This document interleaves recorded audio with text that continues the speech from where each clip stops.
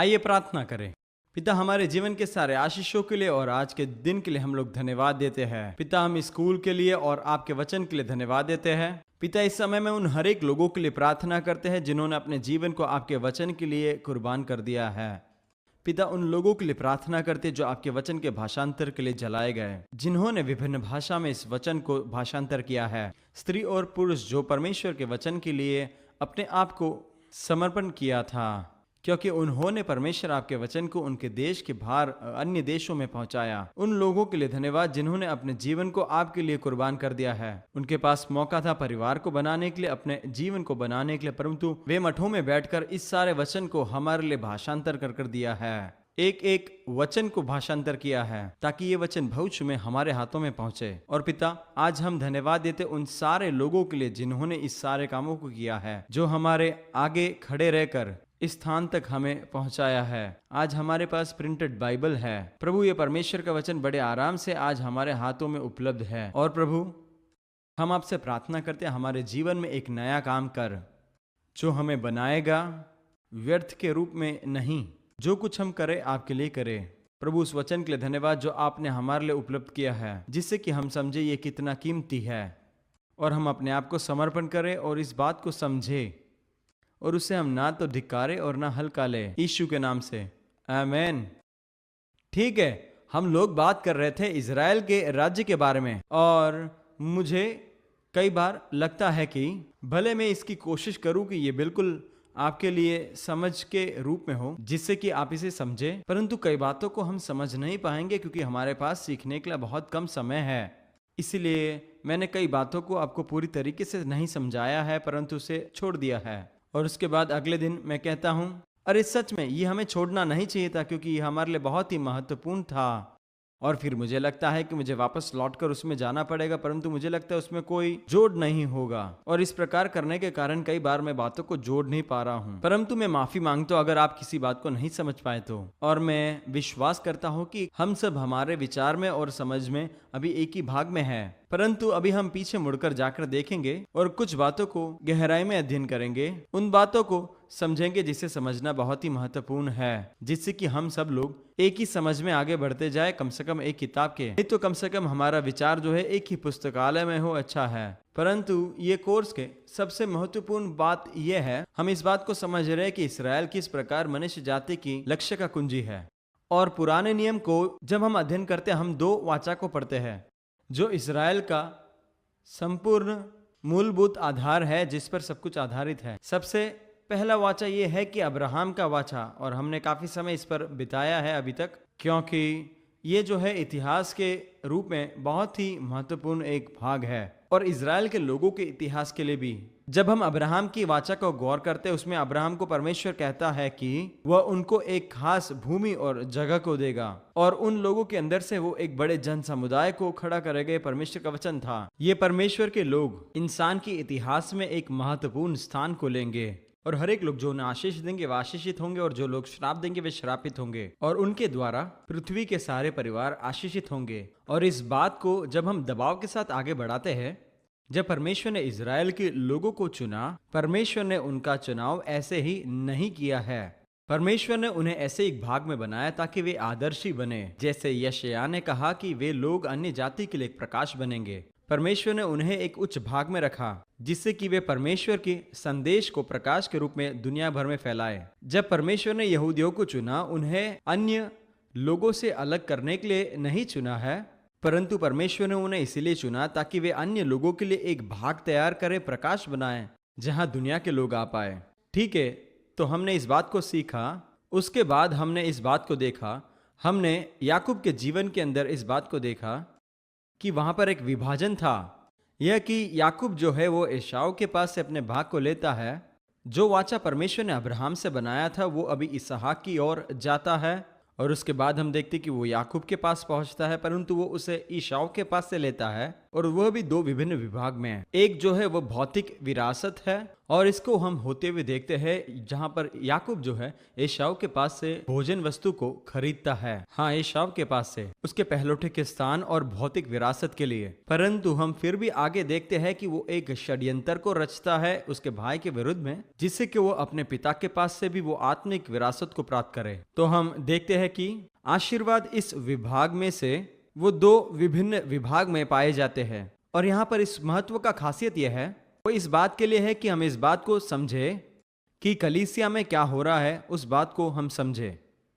क्योंकि कई लोग जो है कलीसिया में नहीं समझते हैं कि, और यहाँ पर हम देखते कि जब यीशु मसीह इस धरती पर आ गए तो उन्होंने कलीसिया का स्थापना किया, जिससे कि अब्राहम की आत्मिक आशीष जो दिया गया था वो अभी कलीसिया के द्वारा प्रबंध किया गया है। अब्राहम के आशीष के भौतिक भाग यह है कि आशीष का भौतिक भाग जो है वो अभी भी यहूदियों के पास है। और इन सारे बातों का शुरुआत को हम देखते हैं उस भाग में जहां पर छोटा भाई याकूब जो है अपने बड़े भाई एसाव को धोखा देता है, जहां पर आशीष जो है दो भाग में विभाजित किया गया था। इसलिए मेरे पास ऐसे कई लोग कक्षा से आते थे, स्कूल से आते थे, वे मुझसे आकर इस बात को कहते हैं कि हम तो कलीसिया है, तो हम इजराइल के बारे में बात करके समय क्यों बिगाड़ रहे।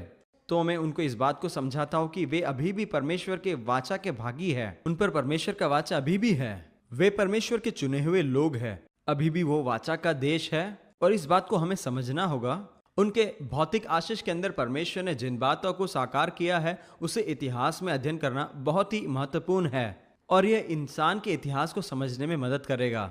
परंतु वो आत्मिक आशीष अभी परमेश्वर कलीसिया के द्वारा प्रबंध कर रहा है। इसलिए पिछले कक्षा में हम इस बात को बात कर रहे थे और समझ रहे थे, पर हमने अंजीर के पेड़ के दृष्टांत को सीखा। जब यीशु मसीह ने अपने शिष्यों को जो है अंजीर के दृष्टांत को कहा था, इस सारे प्रक्रिया के बीच में उसने एक अंजीर के पेड़ को श्राप दिया और कहा कि कोई भी इंसान तुझमें से कोई फल नहीं खाएगा। वो है आत्मिक आशीष। यह वाचा का जो फल है नए जन्म के आत्मिक विभाग को हम समझते हैं, जहां पर हम स्वर्ग राज्य को विरासत के रूप में लेते हैं। यह अभी परमेश्वर इज़राइल के द्वारा आगे नहीं बढ़ाएगा, परंतु इसको आगे बढ़ाने के लिए परमेश्वर ने कलीसिया का गठन किया है, आपके, मेरे और हमारे द्वारा। ठीक है, तो यहाँ पर एक महत्वपूर्ण चित्र है जिसे हमें समझना बहुत ही अनिवार्य है। अगला महत्वपूर्ण बात जिसे हमें समझना अनिवार्य है वो वाचा है जो परमेश्वर ने दाऊद के द्वारा स्थापित किया है। और दाऊद के पास भी इसी प्रकार एक समदर्शी वाचा था जो हर पीढ़ी के अंदर एक बेटे के अंदर वो पूरा करता है, जैसे परमेश्वर ने अब्राहम से कहा। और यहाँ पर परमेश्वर दाऊद के साथ इस वाचा को बनाता है कि उसका एक पुत्र हमेशा यरूशलेम पर राज करता रहेगा। और ये वाचा जो सच में महत्वपूर्ण है, यह हमेशा दाऊद की वंशावली में हम जाते हुए देखते हैं। केवल एक ही बार ऐसा नहीं होता है, वो ये है जब अथलिया कुछ समय के लिए राजा बनता है, परंतु उसके अलावा हमेशा दाऊद की वंशावली में से कोई ना कोई राजा बनता है। और इसके अंदर एक बदलता हुआ विभाग को तब हम देखते हैं जब हम देखते हैं कि इजरायली लोग और यहूदियों के ऊपर बाबिलोन का साम्राज्य आक्रमण करता है। अभी जब हम इस प्रकार दाऊद की वंशावली के आखिरी भाग में पहुंचते हैं, परमेश्वर परेशान हो जाता है। परमेश्वर कई बार परेशान होता है। परमेश्वर जब भी कभी परेशान होता है वो कहता है, परंतु मेरे दास दाऊद के कारण मैं इसे आगे बढ़ाऊंगा, क्योंकि उसने दाऊद के साथ वाचा बनाया। भले उनके वाचा को प्राप्त करने वाले लोग वे लोग योग्य नहीं थे, फिर भी परमेश्वर वाचा को बनाता है। और ये रोचक है और ये बात कि सुलेमान के द्वारा भी दाऊद की वंशावली में से जो आते वे लोग भी दाऊद की वाचा को प्राप्त करने के लिए योग्य नहीं थे। जब हम व्यवस्था विवरण के पुस्तक को पढ़ते हैं उसके अंदर एक बात है जहां पर एक खास बात हम देखते हैं जो इजराइल के राजाओं के लिए दिया गया है। वहां पर 7 बात है जो इजराइल के राजाओं को संपन्न करना अनिवार्य है। उन सारे 7 बातों से सुलेमान जो है वो 7 में से 5 का उल्लंघन करता है। पहली बात, मिस्र के साथ संधि को नहीं बनाना था, परंतु सुलेमान संधि बनाता है। दूसरी बात यह है कि उसे अधिक धन एकत्रित नहीं करना था, सुलेमान वह भी करता है, परंतु वचन इस बात को स्पष्ट करता है कि यरूशलेम में चांदी जो है पत्थर के समान था। और आप जब इजराइल में यात्रा करेंगे तो आप देखोगे कि इजराइल का देश जो है पूरी तरीके से पत्थरों से भरा हुआ है। और अगर यरूशलेम के अंदर चांदी को पत्थर के समान बनाना है तो फिर एक बात निश्चित है कि वहां पर उस देश में सुलेमान के समय में यरूशलेम में चांदी और सोना बहुत होगा। जो भी हो, हम कई बातों को नीचे की ओर देखते हैं। परमेश्वर ने बताए हुए नियमों को सुलेमान वहां पर उल्लंघन करते हुए हम देखते हैं, उसका पालन को नहीं करता है। केवल दो ही बात है जिसे सुलेमान ने उल्लंघन नहीं किया था, और वो दो बातें ऐसे है जो वो कर नहीं पाता, और ये सारी बातें उनको विरासत में मिली है। और उसका जन्म इज़राइल में होता है और इसलिए वो यहूदी है, इसलिए उसके जीवन में उसे काफी कामों को करना था। हम देखते हैं इस बात को, और वो सारी बातें उसके कब्जे से बाहर थी, परंतु जो बातें उसके कब्जे में थी उसे उसने उल्लंघन किया। और कहानी के कई भागों में हम देखते हैं जहाँ पर हम इज़राइल के राजा के बारे में देखते हैं। परमेश्वर परेशान होता है और वो कहता है ये बहुत हो चुका है, परंतु वो फिर कहता है कि मेरे वाचा के कारण जो मैंने दाऊद के साथ बनाया, मैं तुम्हें नाश नहीं करूंगा परंतु तुम्हारी वंशावली को आगे बढ़ाऊंगा। परंतु इसका अंत हम तब देखते हैं जब बाबिलोन साम्राज्य उनके ऊपर आक्रमण करता है, और फिर वो एक राजा को कहता है कि तुम्हारी वंशावली में से कोई भी यरूशलेम के राजगद्दी में नहीं बैठेंगे। तो उस भाग में हम कहते हैं, अरे ऐसे कैसे हो सकता है? परमेश्वर ने एक वाचा को बनाया और परमेश्वर उसे तोड़ रहा है। परंतु 4 से 5 वचन के बाद हम ये देखते हैं, वो कहता है कि मैं एक डाली को निकाल कर लाऊंगा यीशे के जड़ के अंदर से। और वहां पर ये रूपक को हम देखते हैं कि आप एक पेड़ को काटते हो और वो पेड़ पूरा सूख जाता है, परंतु उसके निचले भाग से अगला एक डाली निकल कर आता है और उस भाग में से पूरा एक पेड़ का विकास होता है। यीशु मसीह की वंशावली उसे भी यहाँ पाते हैं, वही वंशावली में जहाँ पर इज़राइल के राजाओं को हम पाते हैं। इसका अंत जो है हम वहां तक देखते हैं जहाँ पर 2 राजा जो है वो दाऊद की वंशावली के पहले राज करते हैं, और उस परिवार के अंदर से, उस वंशावली के अंदर से हम यीशु मसीह के जन्म को देखते हैं जहाँ पर यीशु मसीह का जन्म होता है। और इस प्रकार हम यीशु मसीह को ऐसे वंशावली से देखते हैं जो राजाओं का है, और यह भी आखिरी कदम तक होता है। परंतु यीशे के इस वंशावली के अंदर यीशु मसीह का जन्म होता है। ठीक है, तो एक वाचा को देखते हैं जो परमेश्वर ने अब्राहम से बनाया, एक वाचा को देखते हैं जो दाऊद को दिया गया है। जब हम नए नियम को खोलते हैं, नए नियम के पहले कलम के अंदर ये देखते हैं जहां पर लिखा गया है ये वंशावली है यीशु मसीह का, जो दाऊद का पुत्र है और जो अब्राहम की वंशावली से है। वो केवल ऐसा ही एक पुत्र नहीं, परंतु वही पुत्र है, चुना हुआ पुत्र है, जो ये दोनों वाचा को एक साथ लेकर आता है। और इसलिए हम इन सारे बातों को संपन्न होते हुए देखते हैं जो इज़राइल के लोगों के लिए महत्वपूर्ण है, और उसी को हम यीशु मसीह के जीवन में प्रकट होते हुए देखते हैं। और मैं मानता हूं कि इतने सारे भागों को हमने पहले से अध्ययन कर दिया है, और हमारे पिछले कक्षा में इस बात को सीख रहे थे जहां पर यीशु मसीह अंजीर के पेड़ के दृष्टांत को कहता है, जहां पर वो इज़राइल के देश के बारे में कहता है। और किसी ने मुझे कक्षा के बाद आकर पूछा कि किस प्रकार अंजीर का पेड़ इज़राइल को दर्शाता है। अगर आप पुराने नियम में जाओगे, वहां पर इस बात को स्पष्ट तरीके से देखते हैं, जहां पर परमेश्वर ने कुछ चिन्हों को रूपक के रूप में स्थापित कर दिया है। और उन सारे चिन्हों में से जो परमेश्वर ने स्थापित किया है वह यह है कि अंजीर का पेड़, वह हम भविष्यवाणी के अंदर इज़राइल को रूपक के रूप में देखते हैं। इसलिए जब अंजीर के पेड़ को यीशु मसीह ने श्रापित किया और वह कहता है कि मैं तुम्हें इसके द्वारा एक दृष्टांत सिखाता हूं, यह दृष्टांत लोगों के लिए एक रहस्य का बात नहीं था, क्योंकि वो इज़राइल के लोगों के बारे में कह रहा था। इसलिए जब हम अंजीर के वृक्ष के बारे में दृष्टांत को देखते हैं, हम वहां पर नई कलियों के बारे में देखते हैं जो नए जीवन को दर्शाता है, और वह भी यह वृक्ष में से। और अद्भुत बात यह है कि वो अंजीर का वृक्ष जो पूरी तरीके से मर चुका था, वो पूरी तरीके से मर चुका था और उसके वापस जिंदा होने का कोई भी संभावना नहीं था। इसको हम समदर्शी रूप में देखते हैं, इसे हम यजकेल की पुस्तक के अंदर देखते हैं, जहां पर परमेश्वर यजकेल को एक दर्शन दिखाता है, एक वादी जो हड्डियों से भरा हुआ है और उनका पुनर्जन्म होना असंभव था, परंतु वो होता है। और उसी प्रकार वह वृक्ष जो पूरी तरीके से सूख गया, उसका वापस आना असंभव है, परंतु यह भी होते हुए हमने देखा है। और यह बात जो है इजरायली लोगों के एक साथ मिलने के बात को असंभव होते हुए दर्शाता है।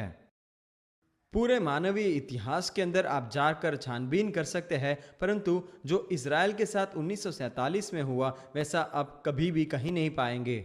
इतिहास में ऐसे कोई लोगों की जन समुदाय या फिर जाति नहीं है जो दुनिया भर में फैल चुके थे, परंतु उचित समय पर वे वापस लौट कर आए और उचित समय में उन्होंने अपने देश को स्थापित किया।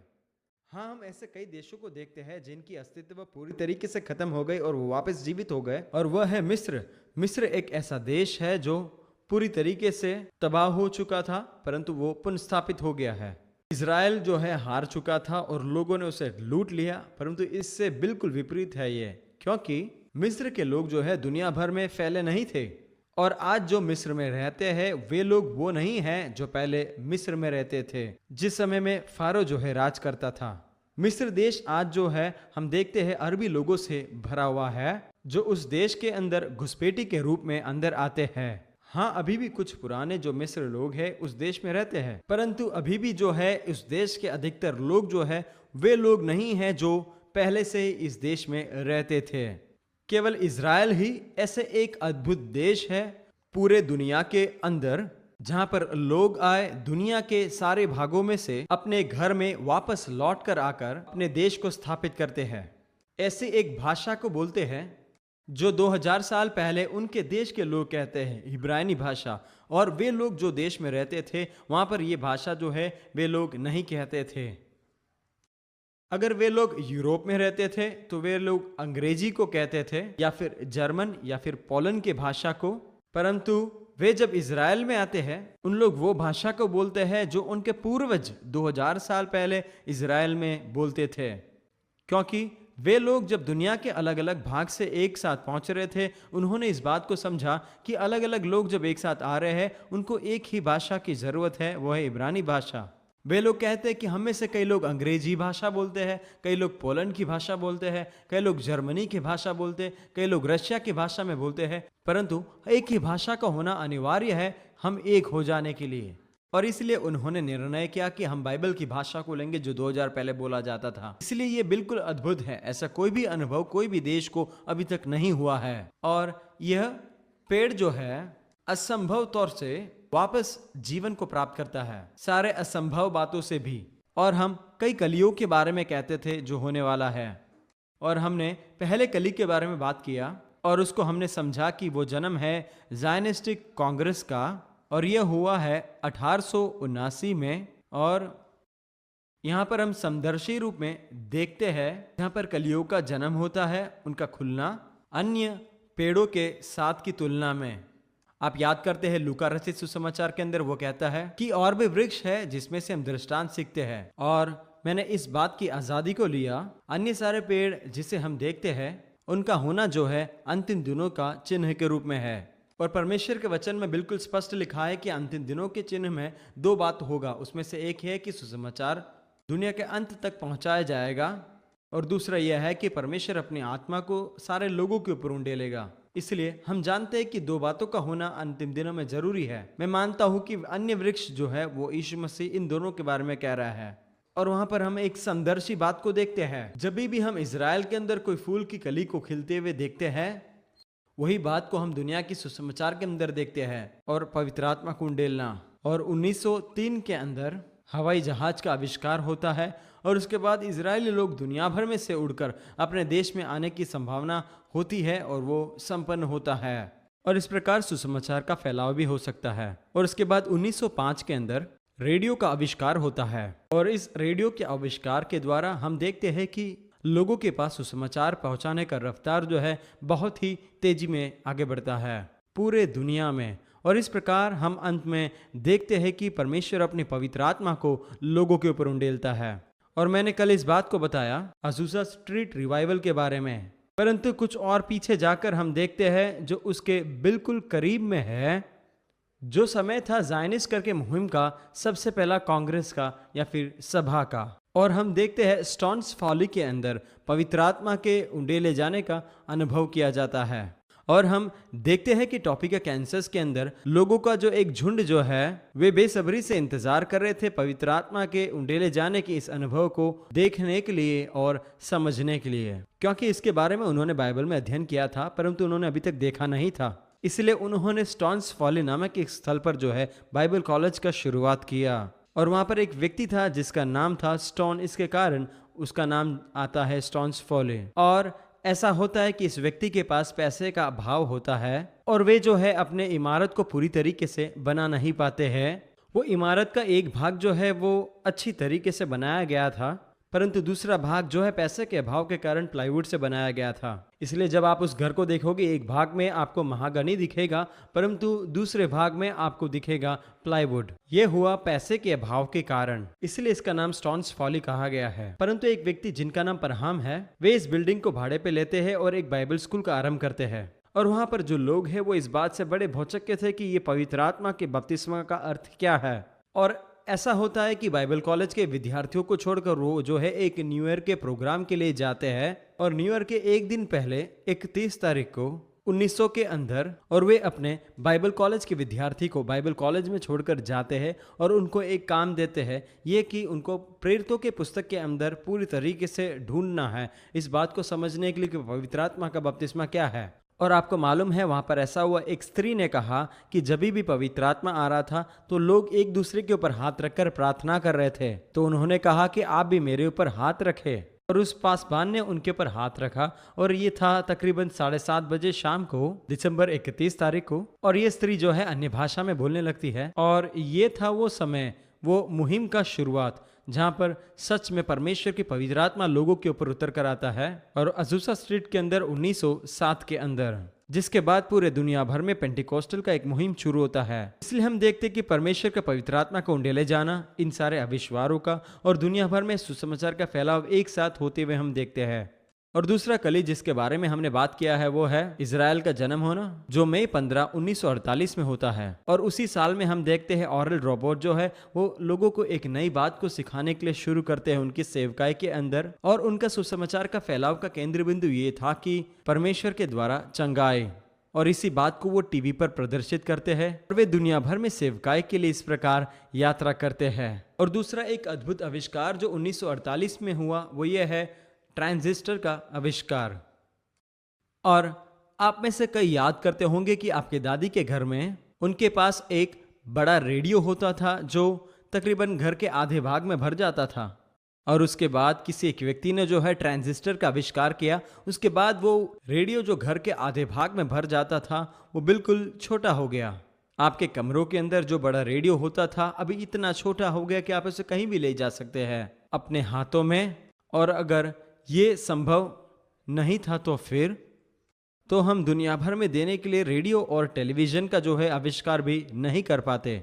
जरा आप इस बात को सोचें कि आप सुसमाचार के प्रचार को आपके देश में से अफ्रीका की देश की ओर पहुंचाने की कोशिश करते हैं, तो फिर इसे पहुंचाने के लिए अगर रेडियो का उपयोग करें तो कितने सारे हवाई जहाज़ों का उपयोग करना पड़ता, क्योंकि ये रेडियो इतने बड़े थे। कितने बड़े हवाई जहाज़ों का उपयोग करना पड़ता अगर इन सारे रेडियो को हमें अफ्रीका में पहुंचाना पड़ता परमेश्वर के वचन के फैलाव के लिए। और आज हम देखते हैं उन रेडियो का जमाना चला गया है, परंतु बिल्कुल छोटा, जैसे ये आईपॉड के समान है, हमारे हर एक के पास हम देखते हैं। कुछ सेवकाई जैसे कि एवरी होम फॉर क्राइस्ट, हम ऐसे जगहों में सेवकाई के लिए जाते हैं और हमने ऐसे स्थलों में सेवकाई किया है जहाँ पर लोग जो है मिट्टी के घर में रहते हैं। और ऐसे गरीब लोगों के लिए हम लोग यहाँ से उनके लिए सोलार पावर के MP3 प्लेयर को लेकर गए जिसके अंदर सुसमाचार था। और जब हम उन लोगों के पास गए तब हमने देखा कि उनके पास बहुत ही आधुनिक 21वीं सदी का टेक्नोलॉजी है, परंतु वे लोग मिट्टी के घर पे रहते हैं। उसका कारण क्या है? क्योंकि ये सारी बातें बड़ी है परंतु उसके अंदर संपूर्ण बाइबल है। इसलिए मैंने आप सभी से कहा कि ट्रांजिस्टर का जो आविष्कार है वो बहुत ही महत्वपूर्ण है। इसके द्वारा हमारे इलेक्ट्रॉनिक्स उपकरण छोटे हो गए, और अगर ऐसा नहीं होता तो सुसमाचार नहीं पहुंचा पाते। और आज दुनिया भर में हम सेवा अधिक कर सकते हैं। हे मेरे प्रभु, मैं चाहता था कि मैं आपको और अधिक समझाऊं। देखो, ऐसे कई कहानियां हैं जो मैं आपको कह सकता हूं, जहां पर पूरा गांव अफ्रीका के अंदर, एशिया के अंदर कई गांव, अमेज़न के जंगल के अंदर कई सारे गांव, वे लोग सब यीशु मसीह के पास आ गए हैं। ये इसीलिए हुआ क्योंकि कोई ना कोई मिशनरी जो है उनके गांव में ट्रांजिस्टर का ये MP3 प्लेयर ले गया जिसके अंदर सुसमाचार है। और इसमें से सुनने के लिए लोग जो है गांव से एकत्रित होते हैं, और ये सब कई बार वे बैठकर हिंदू मंदिर में सुनते हैं और बाइबल को सुनते हैं। और ऐसे आविष्कार के द्वारा पूरा गांव जो है प्रभु के पास आता है। और यही मैंने आपको बताया कि दूसरा कली है। क्या आपने इस बात को देखा? जब कभी भी इज़राइल में कुछ होता था उसी समय में दुनिया भर में सुसमाचार की सेवकाई के लिए एक बड़ा आविष्कार का जन्म हुआ है। ये सब यीशु मसीह के वचन के द्वारा हुआ। और अभी आपको बताता हूँ तीसरा कली। 1956 में जब मिस्र जो है सुएज कनाल को देखता है और इसके कारण जो है सिनाई का युद्ध होता है, और इसके बाद हम जानते हैं कि इज़राइल जो है सिनाई के रेगिस्तान से होकर जाता है और उन्होंने सुएज कनाल को अपने हाथ में ले लिया, और वह भी उन्होंने मिस्रियों के हाथ से ले लिया। और इसके मध्य में महत्वपूर्ण बात यह है कि सुएज कनाल जो है ब्रिटेन और फ्रांस के लोगों ने बनाया। और यहाँ पर हम देखते हैं एक महान देश, और वो है इज़राइल का देश, और दूसरा महान देश है फ्रांस, और दूसरा जो महान देश है वो है भारत है। वे लोग कौन है? अरे अंग्रेजी लोग। आप यहाँ पर देखते कि दुनिया के दो बड़े ताकत आ जाते हैं, और वे लोग आकर क्या करते हैं? वे एक दूसरे को आमने सामने कहते हैं। वे कहते हैं कि ये बड़ा शर्म की बात है कि सुएज कनाल को आपने हमारे पास से ले लिया। और उस समय में इज़राइल जो है उनको ये प्रत्युत्तर में कहता है, और उस समय में इज़राइल केवल 8 साल का ही था। वाह, हमारे मसल्स को हम लगाएंगे और इनके पास से छीन लेंगे। और उन्होंने वापस ले लिया, और उन्होंने सीनाई के रेगिस्तान को भी जीत लिया था। और इसी प्रक्रिया के बाद हम देखते हैं कि इज़राइल के ऊपर एक बहुत बड़ा सताव जो है वो चला आ गया, और दुनिया जो है उन्हें दो बातों में रोकता है, जिसे मैंने आपको बताया है आत्मिक परिमाण में है। और वो दो बात ये है पवित्र आत्मा का चलन और दुनिया भर में सुसमाचार का सेवा। और उस समय में एक बहुत ही महत्वपूर्ण मैगजीन निकलता है जिसका नाम है क्रिश्चियन सेंचुरी, और वे लोग जो है ओरल रॉबर्ट्स और उनके समान अन्य प्रभु के दासों के सामने बड़े इल्जाम को लगाते हैं। और वे लोग उनके पत्रियों में ये छापते थे कि ऐसे प्रचारक जो है सच में परमेश्वर का वचन प्रचार नहीं करते हैं। और इसी के साथ साथ कई संस्थाएं भी उनके विरोध में कार्य करते हैं, जैसे कि अमेरिकन मेडिकल एसोसिएशन और ब्रिटिश मेडिकल एसोसिएशन। उनके ऊपर उन्होंने ये इल्ज़ाम को लगाया, ये बात को कहा कि ये प्रचारक लोग लाइसेंस के बगैर चंगाई दे रहे हैं। और उनमें से कई सेवक जो है वे गिरफ्तार कर दिए गए और जेल में भेज दिए गए, क्योंकि उन्होंने कई लोगों को चंगाई किया लाइसेंस के बगैर। और इसी के साथ साथ और इस कारण ओरल रॉबर्ट्स को वापस आना पड़ा, और इसके मध्य में वे जो है ऑस्ट्रेलिया में से वापस लौट कर आते हैं, क्योंकि लोग जो है सारे उनके विरोध में प्रदर्शन कर रहे थे। वे लोग इस बारे में प्रदर्शन कर रहे थे कि जो चंगाई का सभा है वो बिल्कुल गलत है। और पिछले कक्षा में जब घंटी बज रहा था, मैंने आपको कहा था कि मैं एक खास बात बताऊंगा डॉक्टर लेस्टर समराव के साथ क्या होता है। और डॉक्टर समराव और वे प्रादेशिक टेलीविजन के ऑफिस में जाते हैं, और जैसे कि ये सब दक्षिण इंडियाना में है, और वो वहाँ पर टेलीविजन के स्टेशन पे जाते हैं, और उनको वहाँ पर ये निर्देश दिया गया था कि उनको टेलीविजन के अंदर कुछ ब्रॉडकास्ट करना था। और ये सत्र जो है एक इंटरव्यू के समान था, जहाँ पर कई लोग उनके पास आते हैं और उनका इंटरव्यू को लेते हैं, और इस प्रकार सुसमाचार का फैलाव होता है। उससे पहले एक बात को कहना चाहता हूँ, डॉक्टर समराव जो है वो फिलीपींस में एक मिशनरी के रूप में सेवा दे रहे थे, और उन्होंने एक अद्भुत सेविकाई का स्थापना वहां पर किया। और पिछले कक्षा में जो बातों को मैंने आपको बताया, आशा करता हूँ आप याद रखते हैं। और उनका सेविकाई वहां पर बहुत ही अद्भुत था, और परमेश्वर उनसे बात करते हैं। और इन सारे बातों की ऊंचाई में सबसे चोटी पर हम इस बात को देखते हैं, और इसी के साथ साथ पूरे देश भर में एक बेदारी होता है, और परमेश्वर उनसे कहता है कि अभी आपको अमेरिका जाने का समय आ गया है। और उसने कहा आप यहाँ से लौटकर जा सकते हो, क्योंकि अमेरिका को आपको फिलीपाइन से बढ़कर ज़रूरत है। और उनको ये कहा गया कि आपको वापस लौटकर जाना है और अपने चर्च में प्रचार नहीं करना है, परंतु मीडिया के द्वारा, टेलीविज़न के द्वारा सुसमाचार का फैलाव का काम करना है, जिससे कि आप एक बड़े जन समुदाय को पहुंच पाए। और इसलिए वे अमेरिका में आकर ये सेवकाई को शुरू करते हैं। और वे इस प्रकार टीवी में जो है एक प्रोग्राम का कार्यक्रम कर रहे थे, और प्रोग्राम में उस समय उनके साथ ऐसी एक स्त्री थी जो जन्म से ही उनका पैर जो है वो टेढ़ा था, और उनका पैर का आगे का भाग जो है वो तिरछा था, और वो उनके लिए प्रार्थना करते हैं। और परमेश्वर वहाँ पर चमत्कारिक तौर पर हम देखते हैं कि उनके पैर को पूरी तरीके से चंगा करते हैं। और इस चमत्कार के बाद उन्होंने उस बहन को जो है टीवी प्रोग्राम के अंदर साक्षी बोलने का अवसर दिया। इस बहन के पिछले दिनों का फाइल उनके पास था, जहाँ पर डॉक्टर्स ने कहा था कि इनका पैर तिरछा है। इसलिए ये बात बिल्कुल स्पष्ट था कि ये चमत्कार अद्भुत है, और वे इस साक्षी को टीवी में दे रहे थे और सब लोग सुन रहे थे। इस इंटरव्यू के बाद जब वे वापस अपने लॉबी में चलकर जा रहे थे बिल्डिंग में से निकलने के लिए, टीवी के जो मैनेजर है वे उनके सामने खड़े थे। वे वहां पर दरवाजे के सामने आकर खड़े हो गए और ये कहा कि ये तुम्हारा आखिरी टीवी का प्रोग्राम था। और उसके बाद भाई समरौल ने कहा, हमारा कॉन्ट्रैक्ट आपके साथ है और इस कॉन्ट्रैक्ट के तहत मैंने आपको पैसे को भर दिया है। परंतु वो दूसरे व्यक्ति प्रत्युत्तर में कहते हैं कि तुम्हारा कॉन्ट्रैक्ट जो है वो रद्द हो गया है और उसको हम रद्द कर देते हैं। और उनको बताया कि हमारे ब्रॉडकास्ट स्टेशन में आपका प्रोग्राम नहीं होगा, क्योंकि वो भाई जो है इस चमत्कार के वीडियो से गुस्सा थे। उसके बाद भाई समरौल ने इस बात को कहा, ठीक है, तो फिर मुझे अभी अपना खुद का ब्रॉडकास्ट स्टेशन बनाना पड़ेगा। और वो भाई जो सामने खड़े थे वे हंसने लगते हैं और कहने लगते हैं कि क्या तुम जानते हो जो कैमरा जिसके सामने तुम खड़े थे वो $1,00,000 का है। और उन्होंने कहा उसका पैसा मैंने दिया है। तो भाई समरौल ने कहा, कोई फिक्र नहीं, मेरे परमेश्वर के पास उतना पैसा है। और वे हंसने लगे, परंतु वे कमरे से निकल गए। और उसके बाद जो लोग वहाँ पर खड़े थे वे हंसने लगे और कहने लगे, इसकी मस्करी तो हमने यहीं पर कर दिया है। और उनको ये लग रहा था कि अभी ये जो है टीवी प्रोग्राम नहीं कर पाएंगे।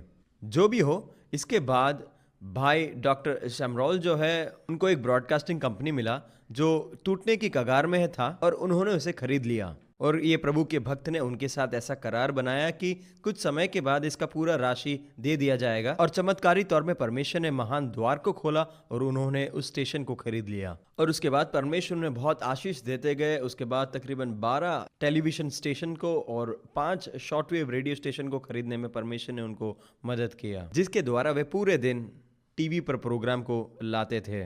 जो भी हो, इसके बाद एक दुखद घटना जो होती है हमारे टीवी के स्टेशन में, और ये घटना है इंडियाना के दक्षिण भाग में, जहाँ पर इलेक्ट्रिसिटी वायर के अंदर कुछ कमी था और वो टीवी का स्टेशन पूरा जल गया था, पूरी तरीके से जलकर तबाह हो गया।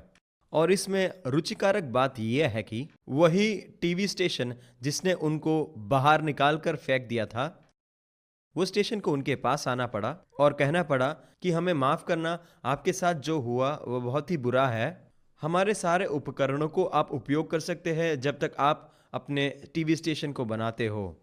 और वही लोग जिन्होंने उस दिन उन्हें रोका था वे लोग वापस लौट कर आते हैं और उसके बाद कुछ समय के लिए वे उनके उपकरणों को उपयोग करते हैं। परंतु जब उनका टीवी स्टेशन पूर्ण तरीके से तैयार हो गया, मजाक की बात तो यह है कि उसके बाद हमारा जो स्टेशन है उस क्षेत्र का सर्वश्रेष्ठ ब्रॉडकास्टिंग स्टेशन बन गया और अन्य सारे ब्रॉडकास्टिंग स्टेशन जो है उन्हें हमारे पास आना पड़ा।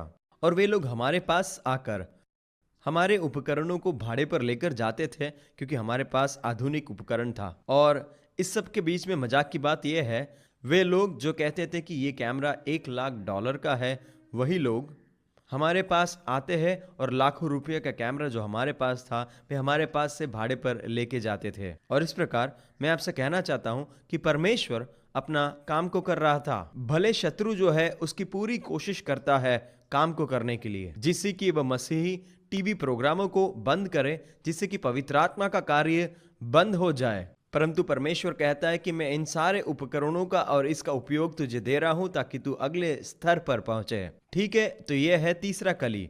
और चौथा कली यह है 1967 में, जिसमें 6 दिन का युद्ध होता है। और ये 6 दिन का युद्ध जो है इजराइल के इतिहास में बहुत ही महत्वपूर्ण है। इजराइल जो है चारों ओर से पूरी तरीके से एक बहुत ही बड़ा दबाव में था और इजराइल ने प्रत्युत्तर में ये कहा, चलो ये जो हो गया बहुत हो गया।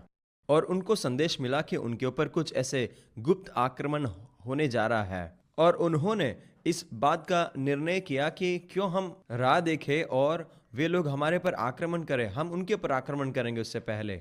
और इसीलिए उन्होंने निर्णय किया कि वे एक ही दिन में 3 विभिन्न युद्ध के अंदर प्रवेश करेंगे। और वे लोग युद्ध करते हैं यर्दन के साथ, मिस्र के साथ और सीरिया के साथ। और इस तरीके से वे एक ही दिन में 3 युद्ध के अंदर प्रवेश करते हैं। और उन्होंने इस तरीके से तीनों देश के ऊपर बहुत बड़ा वार किया।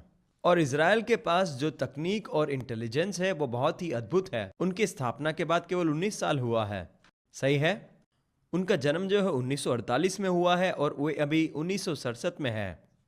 और उसके बाद जब उनका जन्म 1948 में होता है, 7 विभिन्न देश उनके ऊपर आक्रमण करने के लिए घोषणा करता है और उन्होंने ये कहा कि हम तुम्हें समुद्र के अंदर धकेल देंगे और तुम्हें नीच दिखाएंगे। और इस तरीके से अरब के जो देश थे जो उनके इर्द गिर्द थे, जिनकी आबादी 4 करोड़ थी, इस प्रकार उनके इर्द गिर्द रहने वाले अरब के 4 करोड़ की आबादी 6 लाख लोगों की आबादी वाले इजराइल के ऊपर आक्रमण करते हैं। 6 लाख लोगों की आबादी वाला इजराइल जो है 4 करोड़ वाले अरब देशों के साथ युद्ध कर रहा है और अंत में वे जीतते भी है। वे केवल उस युद्ध को जीतते ही नहीं परंतु वे अपने हदों को भी वहां पर बढ़ाते हैं और इस बात की पुष्टि यूनाइटेड नेशन भी करता है। परंतु 1967 के अंदर वे एक ही दिन में 3 देशों के साथ युद्ध करते हैं, जैसे मैंने आपको बताया। और इस युद्ध के अंदर उन्होंने जो आधुनिक तकनीकों को उपयोग किया था वह बहुत अद्भुत था कि मिस्र के अंदर मिस्रियों के पास कुछ ऐसे हवाई जहाज थे जो बिगड़े थे, जो उनके सारे एयरबेस के अंदर रखे गए थे और इस तरीके से मिस्र का जो एयर पावर है अन्य देशों के तुलना में बहुत मजबूत था। परंतु उसके सामने इजराइल का जो सर्वेलेंस है वो भी बहुत मजबूत था कि उन्हें पता चल गया कि कौन सा हवाई जहाज रनवे के अंदर और जो हैंगर है उसके अंदर मिस्र के अंदर जो रखे गए थे उन्हें मालूम था उसमें से कितने चलते हैं और उसमें से कितने बिगड़े हुए थे। और इसलिए जब उन्होंने वार किया उस समय में बिगड़े हुए हवाई जहाज को उन्होंने कुछ नहीं किया और इस तरीके से इजराइल जो है मिस्र के ऊपर आक्रमण करता है और उन्हें पता भी नहीं था कि इजराइल इस प्रकार उनके ऊपर आकर आक्रमण करेगा। जो हवाई जहाज बिगड़े थे उन्होंने उसको छुआ भी नहीं।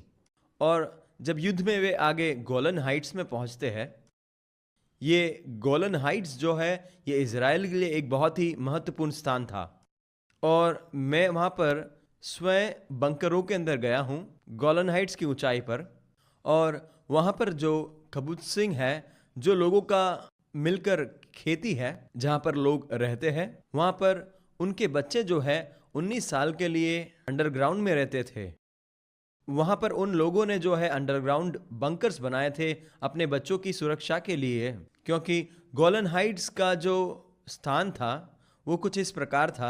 जब सीरिया के लोग गोलन हाइट्स के ऊपर थे और इजराइल के लोग जो है उसके नीचे थे और उनके जो गोली चलाने वाले लोग थे वे लोग ऊपर से नीचे तराइयों में रहने वाले यहूदी लोग, जो किसान लोग जो काम करते थे, उनको गोली मारकर जो है प्रैक्टिस को करते थे और इस तरीके से वे उनको मार डालते थे।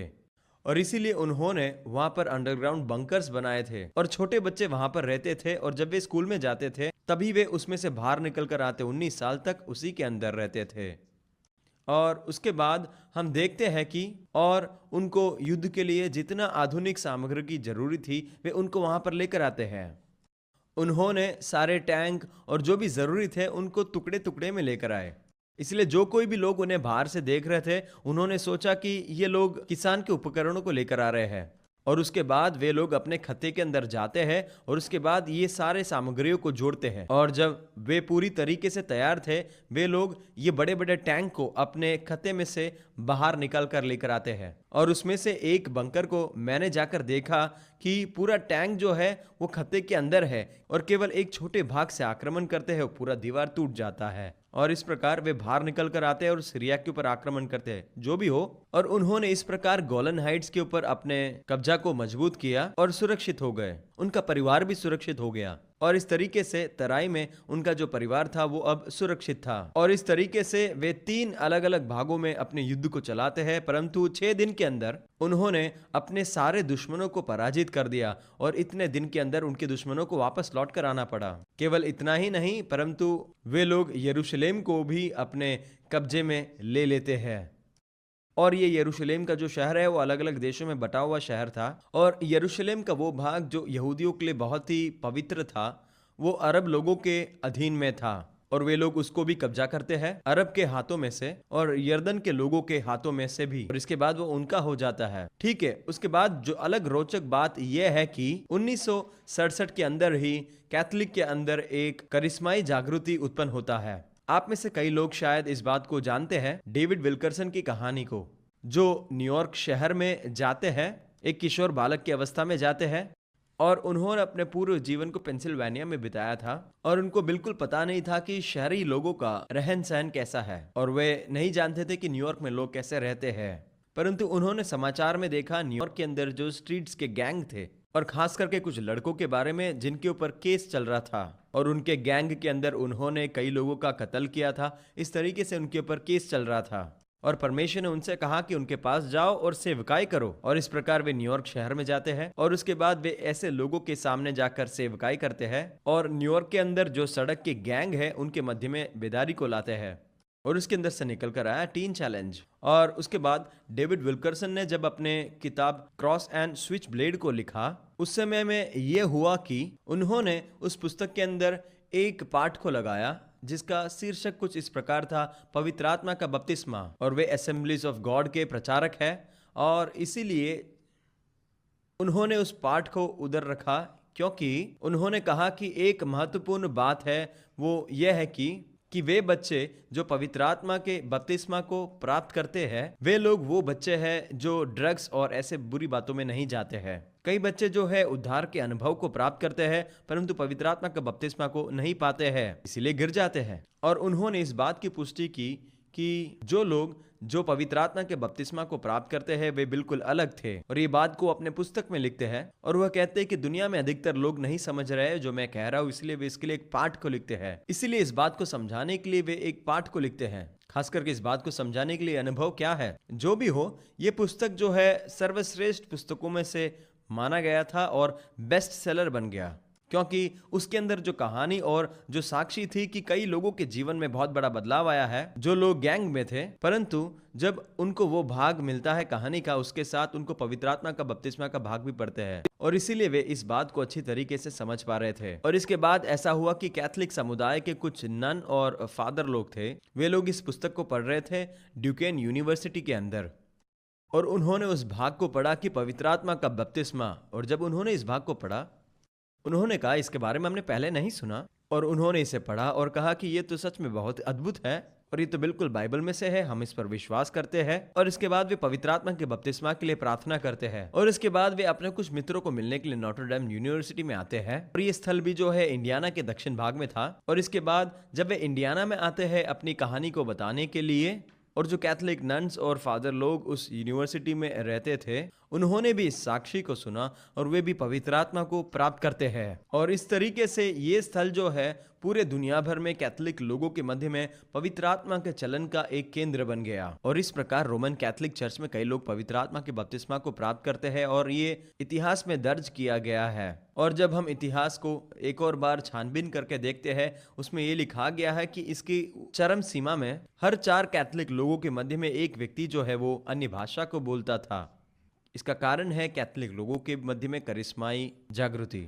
मैं भारत के कैथलिक लोगों के मध्य में गया हूं जिनको पवित्र आत्मा का वरदान मिला है, और मैं जापान के अंदर भी कुछ कैथलिक लोगों के मध्य में गया जिनको पवित्र आत्मा का बपतिस्मा मिला, और इस प्रकार ये पूरे दुनिया में फैल गया था। और एक और बार इस प्रकार ये हमारे लिए एक बहुत बड़ी साबिती है कि जब भी परमेश्वर इजराइल में कुछ कर रहा था, उसी समय में दुनिया के इतिहास में कुछ अद्भुत हो रहा था, जिसके द्वारा दुनिया में सुसमाचार का फैलाव हुआ और पवित्र आत्मा का बपतिस्मा भी। और उसके बाद 5वीं कली को देखेंगे, और ये 5वीं कली है यांग कपूत युद्ध, और ये होता है 1973 में। 1973 के अंदर इजराइल लोगों के दुश्मनों ने इस बात का निर्णय किया कि सुनो, हम जानते हैं कि इनको किस तरीके से हराना है।